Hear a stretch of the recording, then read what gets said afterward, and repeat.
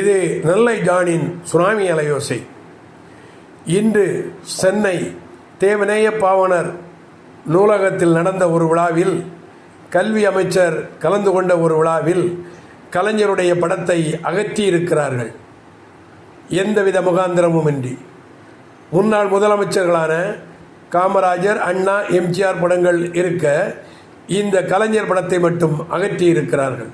கலைஞர் யார் என்று அறியாத யாரோ சில்லறைகள் செய்த வேலை. இந்த சில்லறை என்று சொல்கிற வார்த்தையை நான் சொல்ல வருத்தப்படவில்லை.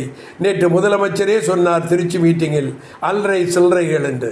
அந்த அல்லறை சில்லறை யார் என்று முதல்வர்கள் கண்டுபிடிக்க வேண்டும். கல்வி அமைச்சர் ராஜ்மோகன் அகற்ற சொல்லியிருந்தால் அவரை கூப்பிட்டு கண்டிக்க வேண்டும். அப்படி இல்லாமல் நூலக அதிகாரிகள் செய்திருந்தால் அவர்கள் மீது நடவடிக்கை எடுக்க வேண்டும். நீங்கள் சொன்னது போல் என் வாயில் ஏதோ வருகிறது, நாகரிகம் கருதி விட்டு விடுகிறேன், திருந்துங்கள்.